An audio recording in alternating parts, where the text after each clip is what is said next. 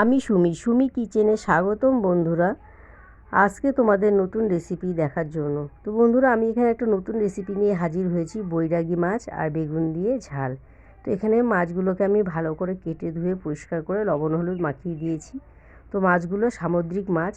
আর এখানে একটা কড়াই বসিয়ে দিয়েছি। কড়াইটা গরম হয়ে গেলে পরে আমি এখানে পরিমাণ মতো সর্ষের তেল দিয়ে দেবো। তেলটা গরম হওয়া পর্যন্ত অপেক্ষা করব। তেলটা একটু গরম হয়ে গেলে ওর মধ্যে আমি কেটে রাখা মাছগুলোকে দিয়ে দিলাম। তো এখানে আমি মাছগুলোকে দুইবারে ভেজে নেব। এখানে অর্ধেকটা মাছ দিয়ে দিলাম। এবার এটা খুন্তির সাহায্যে এদিকে ভালো করে ছড়িয়ে এক পাশ ভাজা হয়ে গেলে উল্টে আর এক পাশ এরকমভাবে দিয়ে একটু লাল লাল করে ভেজে তুলে নেব। তো মাছগুলো ভাজা হয়ে গেছে। ফার্স্টে আমি মাছগুলোকে তুলে নিচ্ছি, আর ওই তেলের মধ্যেই আমি দিয়ে দেবো বাদবাকি মাছগুলো। তো মাছগুলোকে সব তোলা হয়ে গেছে। এবার বাদবাকি মাছগুলো আমি ঠিক একই রকমভাবে দিয়ে দিলাম। তো মাছগুলোকে দিয়ে একটু খুন্তির সাহায্যে নেড়ে চেড়ে আমি এগুলোকে একটু ছড়িয়ে দেবো, যেন একটা গায়ের সঙ্গে একটা লেগে না যায়। তো এইভাবে ভালো করে উল্টে পাল্টে ভেজে এক পাশ হয়ে গেল, আর এক পাশ একটু ভেজে নেব। ভেজে আমি তুলে নেব। মাছগুলো কিন্তু খুবই সুস্বাদু মাছ, আর খেতেও কিন্তু অসাধারণ হয়েছে। তো মাছগুলো ভাজা হয়ে গেছে। এবার আমি মাছগুলোকে তুলে নিলাম, আর ওই কড়াইয়ের মধ্যে দিয়ে দেবো আরও কিছুটা সর্ষের তেল। তেলটা দিয়ে আমি এবার কেটে রাখা বেগুনগুলো দিয়ে দেবো। আমি এখানে মিডিয়াম সাইজে 3টে বেগুন নিয়ে নিয়েছি। এটাকে লম্বা লম্বা সরু সরু করে কেটে নিয়েছি, যেমন মাছগুলো ঠিক ওরকম সাইজ করে বেগুনগুলো আমি কেটে নিয়েছি। তো বেগুনগুলো দিয়ে এর মধ্যে দিয়ে দিলাম লবণ, আর দিয়ে দেবো সামান্য পরিমাণ হলুদ লবণগুলো দিয়ে ভালো করে বেগুনগুলোকে ভেজে তুলে নেব। বেগুন তো এমনিতেও সফট, বেশি তাড়াতাড়িই হয়ে যায় বেগুনটা ভাজা। তো এইভাবে হলুদ লবণ দিয়ে কিছুক্ষণ ভেজে বেগুনটা একটু লাল লাল হয়ে গেলে পরে তুলে নিতে হবে। তো বেগুনগুলো প্রায় ভাজা হয়ে গেছে, আর একটু নেড়ে চেড়ে ভেজে নেব। ভাজা হয়ে গেলে পরেই আমি এবার বেগুনগুলোকে তুলে নিচ্ছি। তো বেগুনগুলো হয়ে গেছে। এবার আমি বেগুনগুলোকে তুলে নিচ্ছি একটা পাত্রে। তো এইভাবে খুন্তি দিয়ে ভালো করে বেগুনগুলোকে তুলে নিয়ে কড়াইটা পরিষ্কার করে গ্যাসের উপরে বসিয়ে দেব।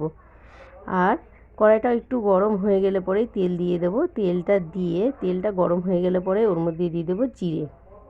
এখানে আমি গোটা জিরে দিয়ে দিয়েছি। আর জিরেটা একটু লাল লাল হয়ে গেলে ওর মধ্যে দিয়ে দেবো 4-5টা কাঁচা লঙ্কা আর একটা টমেটো কুচি করে রাখা।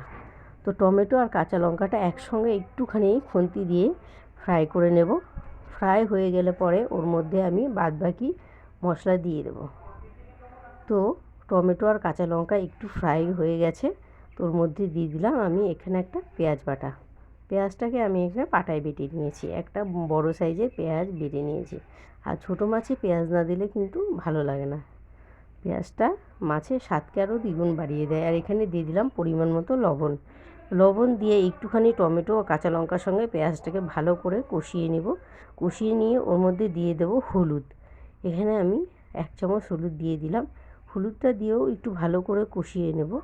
কষানো হয়ে গেলে পরে ওর মধ্যে আমি দিয়ে দেব জিরার গুঁড়ো। এখানে আমি 1 চামচ জিরার গুঁড়ো দিয়ে দিলাম। জিরার গুঁড়ো দিয়ে আরেকটু কষিয়ে নেব। নিয়ে যখন দেখব মশলাটা থেকে তেল ছেড়ে দিয়েছে, তখন দিয়ে দেবো একটুখানি রেড চিলি পাউডার। যেহেতু আমি কাঁচা লঙ্কা দিয়ে দিয়েছিলাম, একটু কালারের জন্য আমি একটা রেড চিলি পাউডার দিয়ে দিলাম। দিয়ে আরেকটু কষিয়ে নিয়ে ওর মধ্যে ভেজে রাখা বেগুনগুলো আমি দিয়ে দেবো। তো মশলাটা সুন্দরভাবে কষানো হয়ে গেছে, টমেটো সফট হয়ে মিশে গেছে। আর মশলা থেকে যখন এটা দেখবে একটু তেল ছেড়ে দিয়েছে, তখন ভাবে মশলাটা কষানো হয়ে গেছে। এবার আমি ভেজে রাখা বেগুনগুলোকে দিয়ে দিলাম। তো বেগুনটা তো এমনি সফট করে ভেজে রেখে দিয়েছি, তার জন্য আর বেশি ভাজার প্রয়োজন নেই। মশলা দিয়ে একটু নেড়ে চেড়ে নিয়েই আমি ওর মধ্যে দিয়ে দেবো জল। তো মশলার সাহায্যে বেগুনগুলোকে একটু নেড়ে চেড়ে ভেজে নিচ্ছি। তো ভাজা হয়ে গেলে পরে সাথে সাথে ওর মধ্যে দিয়ে দিলাম জল।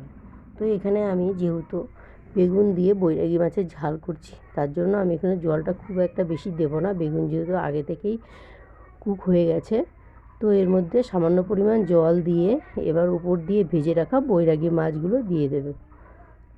তো দিয়ে কিছুক্ষণ ফুটিয়ে আমি নামিয়ে নেব আলু বেগুন বৈরাগী মাছের ঝাল। আর বন্ধুরা, রেসিপিটা কিন্তু দেখতে হয়েছিল অসাধারণ, খেতেও কিন্তু হয়েছিল অসাধারণ।